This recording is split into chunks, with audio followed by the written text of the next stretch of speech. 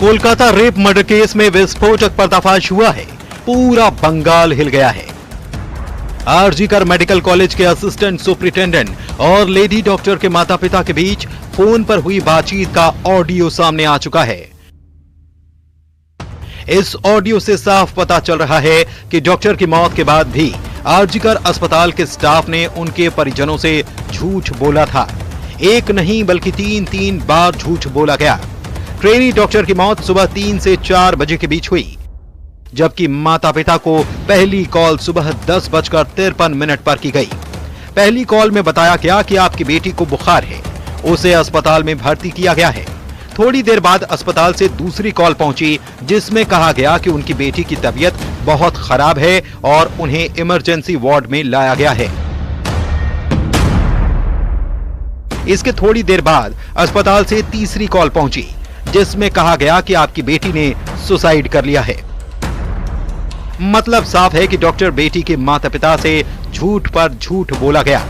यानी कि पहली कॉल में अस्पताल के असिस्टेंट सुपरिटेंडेंट ने यह बताया कि आपकी बेटी को बुखार हुआ है, उसे अस्पताल में भर्ती कराया गया, आज जितनी जल्दी हो सके आप आ जाइए।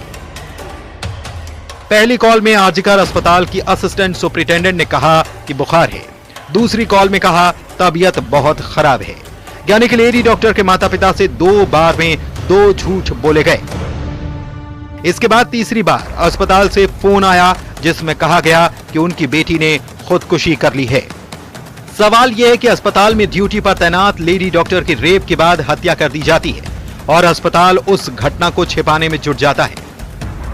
लेडी डॉक्टर के परिजनों से अस्पताल की तरफ से बार बार झूठ बोला जा रहा था।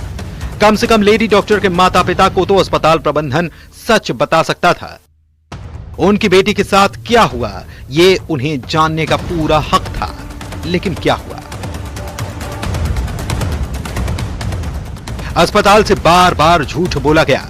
लेडी डॉक्टर के माता पिता को झूठ के अंधेरे में रखा गया। दिल चीर देने वाली सच्चाई पर पर्दा डालने की कोशिश की गई।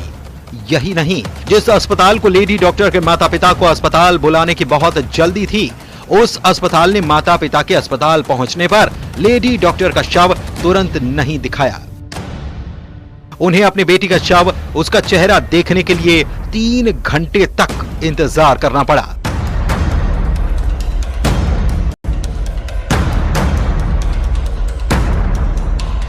Bureau report, news 18।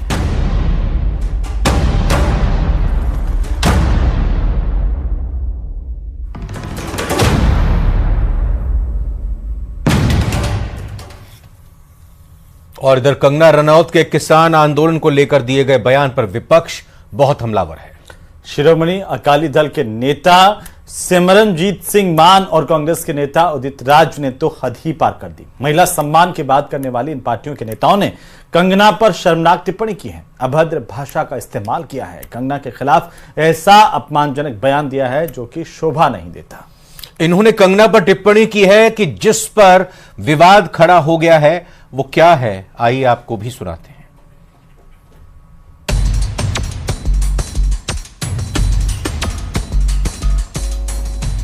भारत में कई पार्टियां और कई नेता महिला सम्मान की बड़ी बड़ी बातें करते हैं, लेकिन बीजेपी सांसद कंगना रनौत के खिलाफ शिरोमणि अकाली दल के नेता सिमरनजीत सिंह मान और कांग्रेस के नेता उदित राज की घटिया टिप्पणी ने उन नेताओं का असली चेहरा सामने ला दिया है।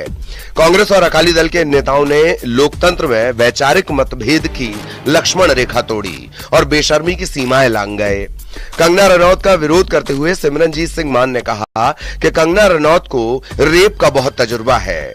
एक महिला के खिलाफ इतनी घटिया टिप्पणी पर वहां मौजूद लोगों को भरोसा नहीं हुआ कि आईपीएस अफसर और सांसद रह चुका व्यक्ति इस तरह की बात कर सकता है। उनसे पूछा गया कि क्या वो ऐसी टिप्पणी कंगना रनौत के लिए कर रहे हैं, तो सिमरनजीत मान ने कहा कि हाँ, वो ये बात कंगना के लिए ही कह रहे हैं। सिमरनजीत सिंह मान के अलावा कांग्रेस नेता, पूर्व आईआरएस अफसर और पूर्व सांसद उदित राज ने भी कंगना के खिलाफ बेहद अपमानजनक टिप्पणी की। उदित राज ने कहा कि वो ये तो नहीं कहेंगे कि कंगना को रेप का एक्सपीरियंस रहा है, लेकिन उनका फिल्म इंडस्ट्री का करियर बहुत संदिग्ध रहा है। मैं कहना तो नहीं चाहता, रेनॉल्ड साहब को रेप का तो बहुत तजर्बा है, उनसे आगे पूछ सकते हैं कि कैसे होता है रेप, तो लोगों को समझाया जाए कि रेप कैसे होता है। उनको कैसे तजुर्बा है? तजर्बा जैसे होता है, आप अगर साइकिल चलाते हैं तो साइकिल चलाने का तजर्बा नहीं होता, तो उनको रेप का तजर्बा है। मैं नहीं कहूँगा कि रेप का एक्सपीरियंस है, लेकिन उनका फिल्म इंडस्ट्री का जो करियर है बहुत संदिग्ध रहा है और सोशल मीडिया में देखता रहता हूँ। सिमरनजीत सिंह मान और उदित राज के अभद्र बयानों के बाद कंगना रनौत ने कहा कि उन्हें रेप की धमकियां मिल रही हैं। धमकियों में कहा जा रहा है कि कंगना को पता है रेप क्या होता है। आज मुझे रेप थ्रेट्स भी आ रहे हैं कि कंगना को पता है कि रेप क्या होता है, तो वो मुझे एक तरह से रेप की भी धमकियां दे रहे हैं। तो इस तरह से वो मेरी आवाज़ नहीं दबा सकते हैं। कंगना रनौत पर अकाली दल और कांग्रेस नेताओं की ये टिप्पणी शर्मनाक है। ये पार्टियां महिला सम्मान की बातें करती हैं, लेकिन इनके नेता भाषा की मर्यादा तक तोड़ रहे हैं। बीजेपी नेता जयराम ठाकुर ने सिमरनजीत सिंह की टिप्पणी को दुर्भाग्यपूर्ण बताया। मैं समझता हूँ कि ये बहुत दुर्भाग्यपूर्ण टिप्पणी की है, जिसने भी की है। जानकारी मुझे अभी मिली है, मैंने पूरी तरह से बात नहीं सुनी। सिमरनजीत सिंह मान ने कहीं प्रेस कॉन्फ्रेंस में कहा इस बात को लेकर के, ऑन रिकॉर्ड कहा, कैमरे के सामने कहा। तो एक महिला के बारे में इस प्रकार की टिप्पणी जो है ये कतई भी उचित नहीं है। और उम्र दराज नेता हैं, लेकिन मैं समझता हूँ कि ये बहुत दुर्भाग्यपूर्ण टिप्पणी है और ऐसा किसी भी व्यक्ति को किसी महिला के बारे में कहने का कोई अधिकार नहीं है। कुछ दिनों पहले कंगना रनौत ने एक इंटरव्यू के दौरान किसान आंदोलन पर टिप्पणी की थी। इसके बाद विपक्ष कंगना पर हमला बोल रहा है। हालांकि बीजेपी ने किसान आंदोलन पर कंगना के बयान से पार्टी को अलग कर लिया था, लेकिन कंगना पर हमले बंद नहीं हुए और अकाली दल कांग्रेस नेताओं ने तो अति कर दी। Bureau report, news 18। तो बीजेपी सांसद और एक्ट्रेस कंगना रनौत पर शिरोमणि अकाली दल के नेता सिमरनजीत सिंह मान के रेप को लेकर आपत्तिजनक बयान पर अब सियासत शुरू हो गई है। कांग्रेस और करणी सेना ने कंगना पर दिए बयान को दुर्भाग्यपूर्ण बताया है।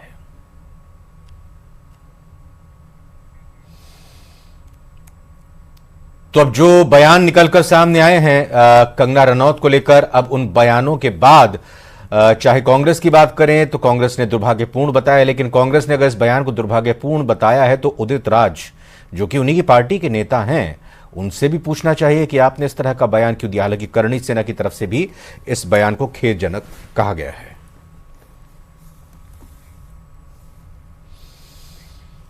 गुजरात में इस समय 27 जिलों में हाहाकार मचा है। 24 नदियां खतरे के निशान से ऊपर बह रही हैं। बाढ़ और बारिश की वजह से अब तक 15 लोगों की जान जा चुकी है।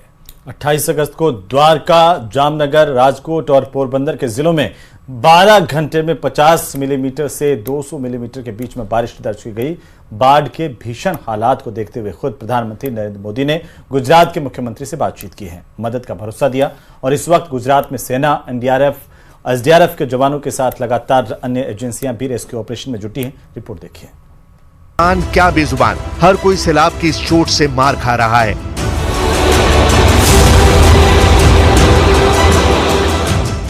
गुजरात के 27 जिले बाढ़ की चपेट में हैं। हर तरफ सैलाब के प्रहार से त्राहिमाम मचा है। हालात ऐसे हैं कि हर कोई इस भयंकर बाढ़ के आगे बेबस नजर आ रहा है। शहरों की गलियां उफनती नाले में तब्दील हो चुकी हैं, तो गांव के गांव टापू नजर आ रहे हैं। हालत यह है कि लोग छतों पर रहकर अपनी आजीविका चला रहे हैं।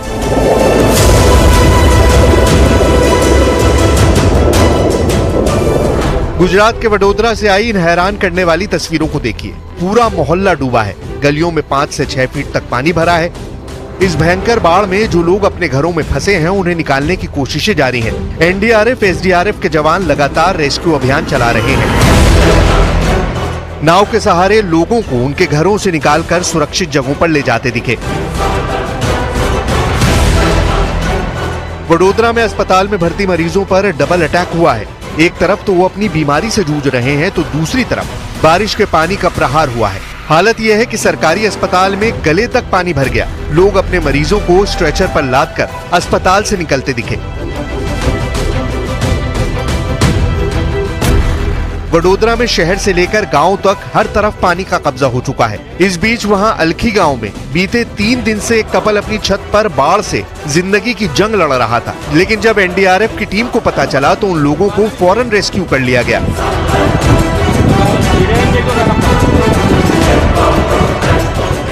इस बीच वडोदरा में एक और हैरान करने वाली तस्वीर आई है। पानी इतना बरसा कि सड़क पर सैलाब आ गया और पार्किंग में खड़ी गाड़ियां कागज की नाव की तरह बहने लगी। एक दो नहीं बल्कि दर्जनों कारें पानी में बहती नजर आईं।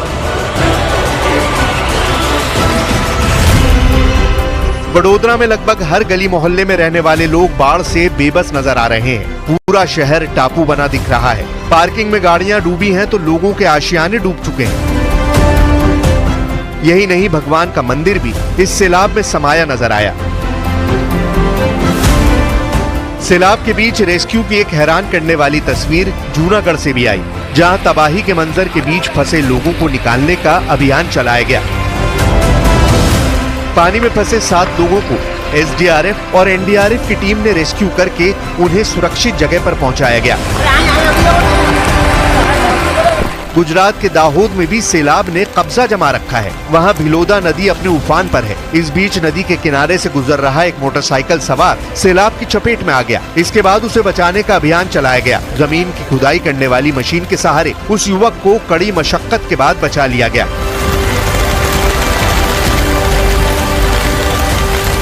गुजरात के पोरबंदर में सैलाब से संघर्ष सिर्फ इंसान ही नहीं बल्कि बेजुबान भी करते दिखाई दिए। पोरबंदर के कुतियाना इलाके में सड़क पर आए सैलाब की चपेट में आकर कुछ भैंसें बह गईं, तो कुछ लहरों से संघर्ष करके बाहर निकल आईं।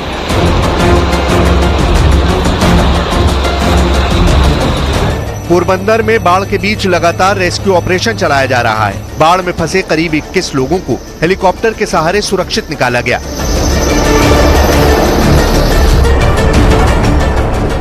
इस रेस्क्यू ऑपरेशन में दमकल विभाग, navy, coast guard, marine commando और एसडीआरएफ की टीम शामिल रही।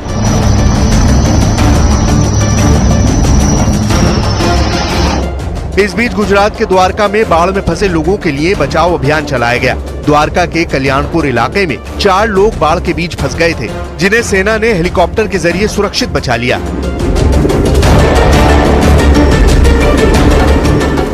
गुजरात के द्वारका में लगभग हर जगह बाढ़ का मंजर दिखाई दे रहा है। हालात ऐसे बन गए हैं कि सड़क नदी में तब्दील हो चुकी है।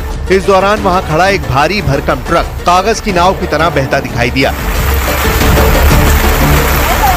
गुजरात के जामनगर में मूसलाधार बारिश मुसीबत बन चुकी है। लगातार हो रही बारिश के बाद शहर का एक पूरा हिस्सा टापू में बदला दिखाई दिया।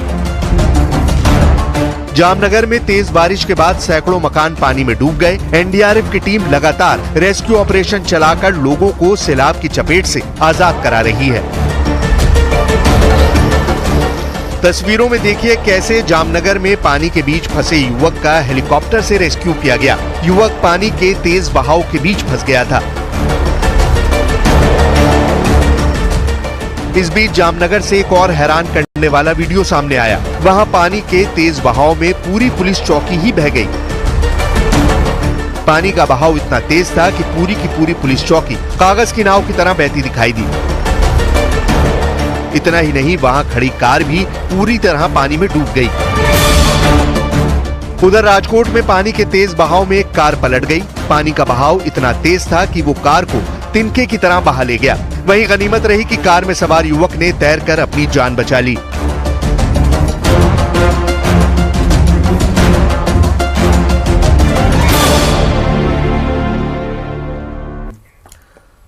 तो चलिए अब बात करते हैं यूपी की, जहां पर बहराइच में भेड़ियों की तलाश में जुटे वन विभाग और प्रशासन की टीमों को बड़ी कामयाबी मिली है।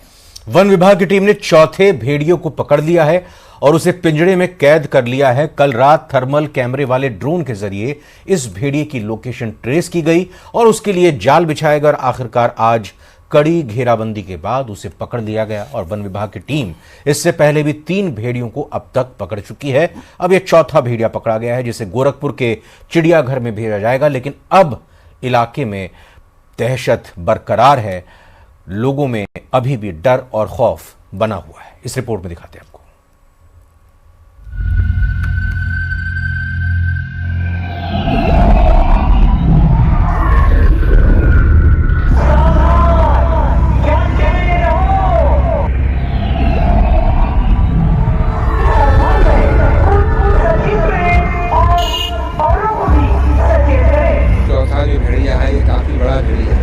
ज्यादा खतरनाक माना जा रहा है। ये पकड़ा गया है। यूपी में ऑपरेशन आदमखोर।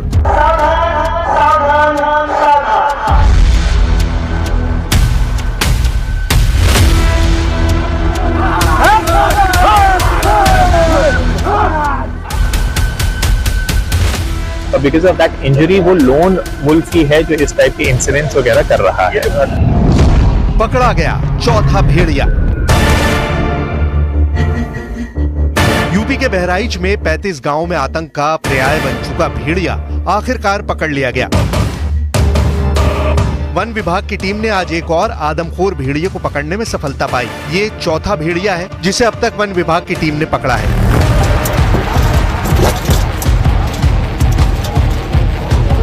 इससे पहले भी 3 भेड़िए पकड़े जा चुके हैं, लेकिन इलाके में दहशत अभी खत्म नहीं हुई है, क्योंकि बताया जा रहा है कि 2 और भेड़िए इस इलाके में छिपे हुए हैं, जिनके लिए वन विभाग की टीमें लगातार सर्च ऑपरेशन चला रही हैं।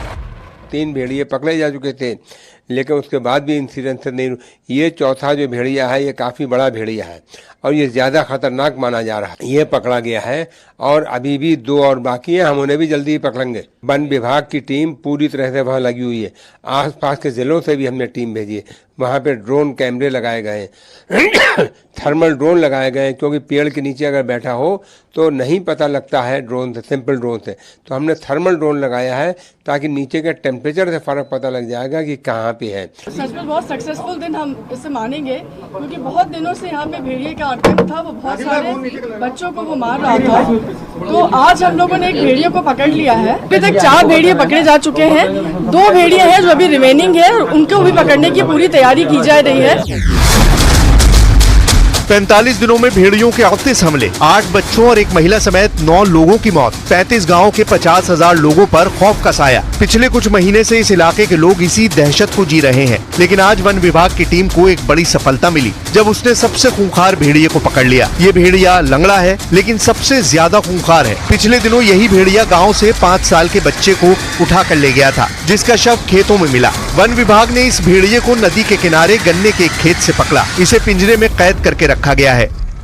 4 भेड़िए कैद हो चुके हैं, 3 पहले पकड़े गए थे, 1 भेड़िया आज पकड़ा गया है। मैं अपने कैमरामैन से कहूँगा वो दिखलाए कि भेड़िए का मूवमेंट क्या है, किस तरीके से जो भेड़िया है वो हरकतें कर रहा है। सबसे खूंखार भेड़िया यही माना जा रहा था। जो भेड़िया है वो पूरा यही भेड़िया इस इलाके में जो है अब तक।